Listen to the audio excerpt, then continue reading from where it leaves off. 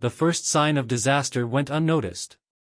In a hidden underground lab beneath the Nevada desert, a group of scientists in biohazard suits gathered around a reinforced glass chamber. Inside, something twitched. Dr. Marcus Grayson, lead researcher of Project Rebirth, adjusted his glasses as he examined the subject, a former death row inmate injected with the experimental serum NV-23. The formula was supposed to be a breakthrough in cellular regeneration, meant to heal wounds, extend life, and eliminate disease. Instead, it had done something else. "Vitals are spiking," muttered Dr. Olivia Park, glancing at the monitors. "Heart rate is erratic.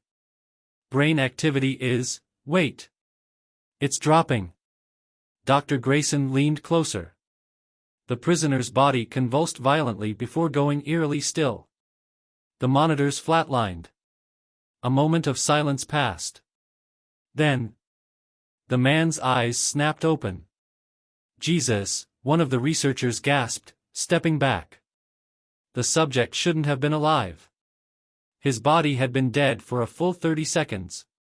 And yet, his fingers twitched, his chest rose and fell, and then, his lips pulled back in an unnatural grin. "Dr. Grayson," Olivia whispered. "What have we done?" Before he could answer, the test subject lunged. The reinforced glass wasn't enough. The impact cracked it. Then shattered it. Alarms blared. Chaos erupted. The infected man was no longer human, his body moved with terrifying speed, his fingers clawed at the nearest scientist, teeth sinking into exposed flesh. The victim screamed, but it was already too late. Security flooded the room, unloading bullets into the test subject. It took 15 shots to put him down, but by then, others had already been bitten. Dr. Grayson grabbed Olivia's wrist. "We need to get out of here. Now." But deep down, he knew, the virus was already loose. The underground lab was drowning in chaos. Screams echoed through the sterile white halls as security officers fired blindly at the infected. Dr. Marcus Grayson and Dr. Olivia Park sprinted through the corridors, alarms blaring overhead. They weren't just running from the monsters, they were running from their own failure. The virus was supposed to heal. Now it only destroyed. "We need to reach the containment doors," Marcus panted, shoving his keycard against a scanner. The reinforced doors leading to the upper levels loomed ahead. If they could seal them in time, they could prevent the infection from reaching the surface. The scanner beeped red. Access denied. Marcus's stomach twisted. No. No, no, no. He swiped again. Nothing. Security must have locked everything down, Olivia gasped. "We're trapped."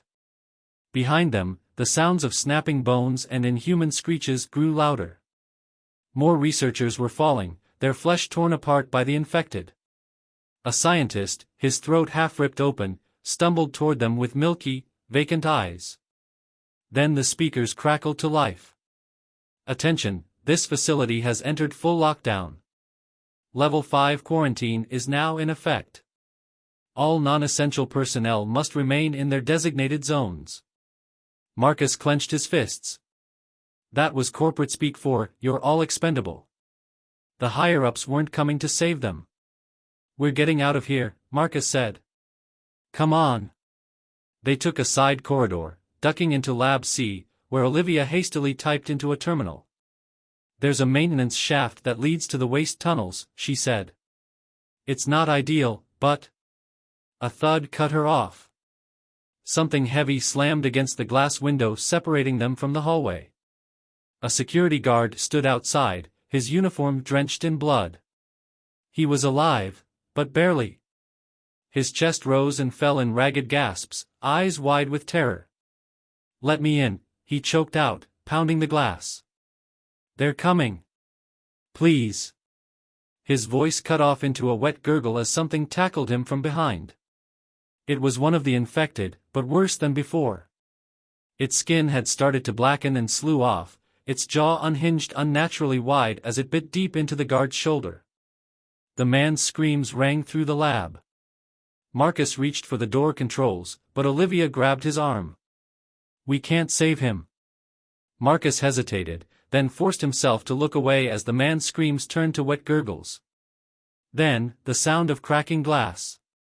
The infected were slamming against the window, and this time, the glass wouldn't hold. "Move!" Olivia shouted. They sprinted toward the emergency access panel. Olivia ripped it open, revealing a ladder leading downward into the facility's waste tunnels. Marcus climbed in first, dropping onto the damp metal floor below. Olivia followed, just as the glass above shattered. The infected swarmed inside. Marcus grabbed Olivia's hand and ran. The tunnels stretched into darkness, but anything was better than staying behind. Behind them, something growled, and dropped down after them. The stench of rot and chemicals burned Marcus's nostrils as he and Olivia sprinted through the damp tunnels beneath the facility. Overhead, the sounds of horror continued, screams, gunfire, and the sickening crunch of bones. But down here, in the dark, they weren't safe either. Something was hunting them. A wet, guttural growl echoed through the tunnels. Olivia stopped, breath hitching. "Did you hear that?" Marcus didn't answer. He already knew. A figure dropped from the ventilation shaft above, landing with a sickening thud on the metal floor. It was one of the infected, no, something worse. Its body was mutating. The skin on its arms had peeled back, revealing raw, pulsing muscle. Its fingers were elongating, twisting into grotesque claws. The eyes, once human, were now sunken black pits. It twitched violently, as if its body was still adapting. Then it charged. Marcus shoved Olivia aside as the creature lunged. It slammed into him, knocking him against the damp concrete wall. His vision blurred as razor-sharp claws slashed inches from his throat. "Marcus!" Olivia's voice snapped him back. He ducked just in time as Olivia swung a rusted metal pipe, slamming it into the creature's side. It barely reacted. Instead, its jaw unhinged, letting out a screech that rattled the tunnel walls. "Run!" Marcus yelled. They bolted down the corridor, their boots splashing through the sludge. The creature followed, its unnatural speed closing the distance. Up ahead, an exit hatch. Marcus reached it first, twisting the valve with all his strength. It wouldn't budge. Olivia grabbed a fallen wrench, jamming it into the mechanism. "Come on, come on." The creature was nearly on them. Its malformed limbs twitched as it sprinted, a blur of muscle and hunger. With a final heave, the hatch gave way. Bright light blinded them as they stumbled through, and then the door slammed shut just as the creature lunged. Bang! It pounded against the metal, shrieking in rage. But it was trapped. Marcus collapsed against the wall, heart hammering. Olivia doubled over, gasping for air. Then, for the first time, they looked around. They were outside. But the world was not the same. Smoke curled from the horizon. Cars were overturned. Buildings smoldered. The once busy roads of the Nevada desert were littered with bodies, some still twitching. Marcus's blood ran cold. The virus had already spread. Marcus and Olivia stood frozen at the edge of devastation. The once bustling city beyond the desert facility was now a wasteland of fire, wreckage, and corpses. Smoke curled from distant buildings, the air thick with the stench of decay. How did it spread this fast? Olivia whispered, her voice barely audible over the distant echoes of sirens and screams. Marcus's mind raced. The lab had only fallen hours ago. The virus shouldn't have been able to reach the surface this quickly, unless they planned for this. Marcus clenched his jaw. Someone released it intentionally. Before Olivia could respond, the unmistakable sound of gunfire erupted nearby. They turned toward a gas station just off the highway. A group of survivors, 4, maybe 5, were fending off a wave of infected. One of them, a man in a torn sheriff's uniform, fired a shotgun at a swarm of zombies that poured from an overturned bus. A woman screamed as she tripped, a snarling corpse lunging toward her. Marcus didn't think, he moved. "Stay here," he shouted to Olivia before sprinting forward. She didn't listen. Olivia ran beside him, gripping the rusted wrench she still held. As they reached the gas station, Marcus grabbed a metal pipe off the ground and swung it at the nearest zombie. The impact cracked its skull, but it barely slowed down. "Headshot," the sheriff barked. "Go for the damn head." Marcus adjusted his grip and swung again. This time, the infected collapsed, twitching before going still. Olivia slammed her wrench into another skull, panting as its body slumped to the pavement. The sheriff blew a zombie's head clean off with his shotgun before turning to Marcus and Olivia.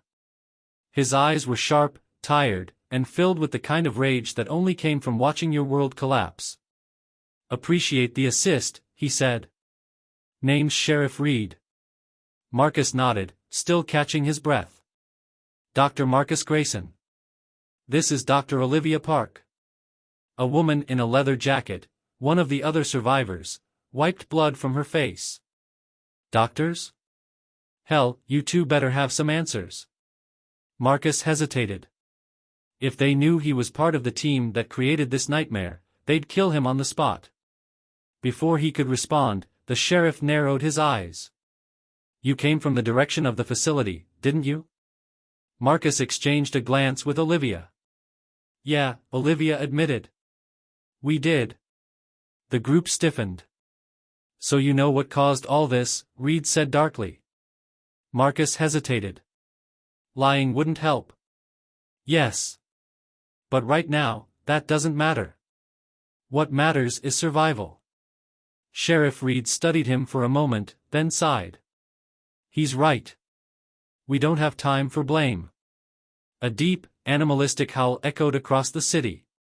It wasn't human. The survivors tensed. "We need to go," the woman in the leather jacket muttered. "Where?" Olivia asked. Reed pointed toward the mountains in the distance. "Military set up an evacuation zone at Hoover Dam. It's our only shot." Another howl, closer this time. The survivors grabbed their weapons. "Then let's move," Marcus said. They didn't have much time. The group moved quickly, weaving through the wreckage-strewn highway toward the mountains.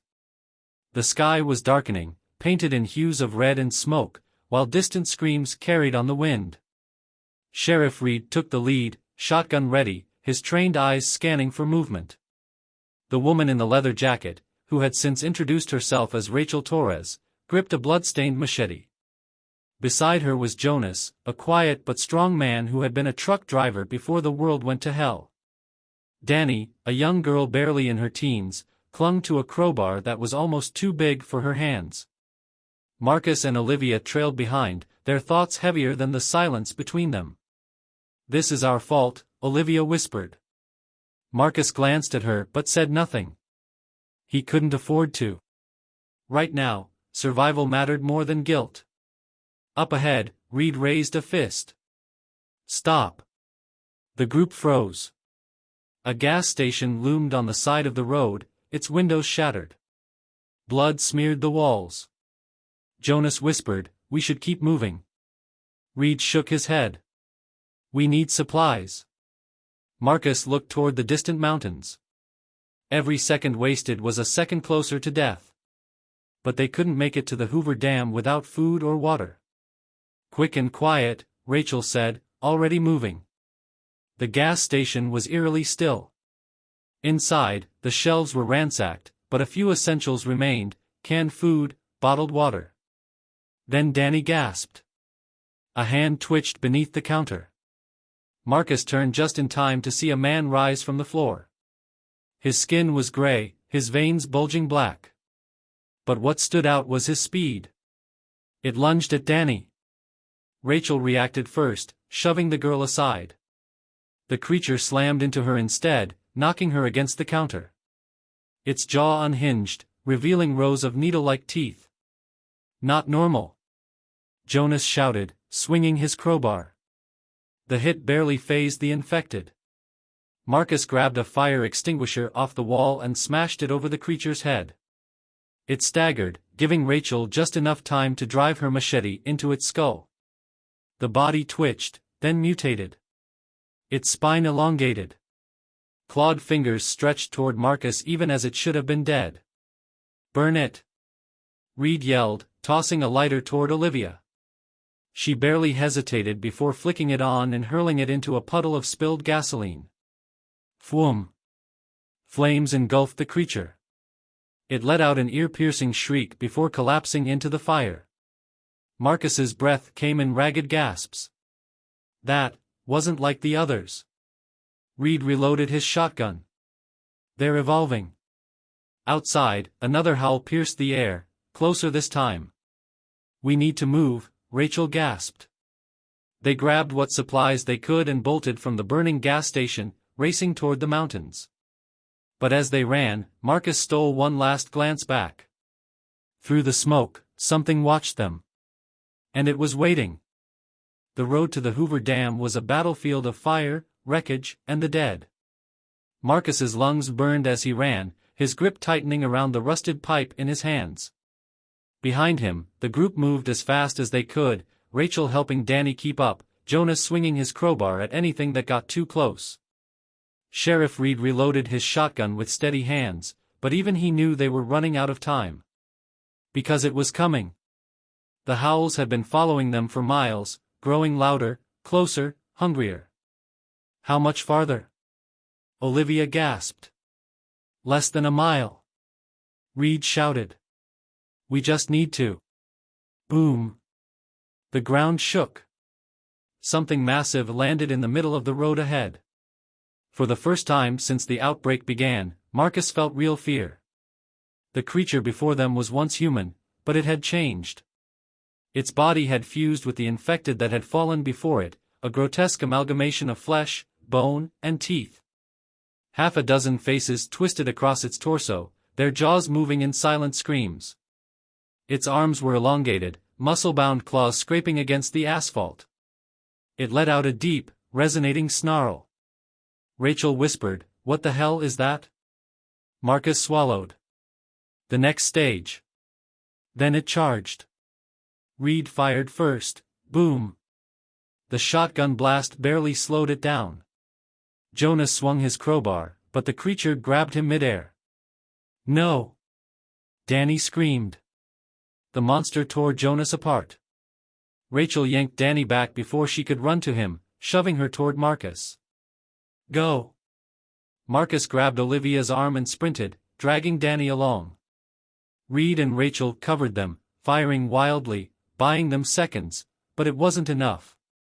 The Hoover Dam came into view. Helicopters hovered above the evacuation zone, soldiers ushering in survivors. Safety was right there. But the monster was faster. It slammed into Rachel first, throwing her into the wreckage of a crashed truck. She hit the ground hard and didn't get back up. "Rachel!" Danny sobbed, trying to run back. Marcus held her tight. "We can't save her." The beast lunged again, this time, toward Olivia. Marcus didn't think. He shoved her out of the way and stood his ground. "Hui," he roared. "Come and get me." The creature hesitated for just a second. Then it charged. Boom. A missile slammed into the monster's side, tearing through its grotesque flesh. Another boom followed, and the abomination finally collapsed. Marcus barely registered the soldiers swarming in, dragging them toward the evacuation point. He only saw the bodies left behind. Rachel. Jonas. The world they had known. It was all gone. As the helicopter lifted off, Marcus looked down at the burning city. This wasn't the end. It was just the beginning. End of Part 6.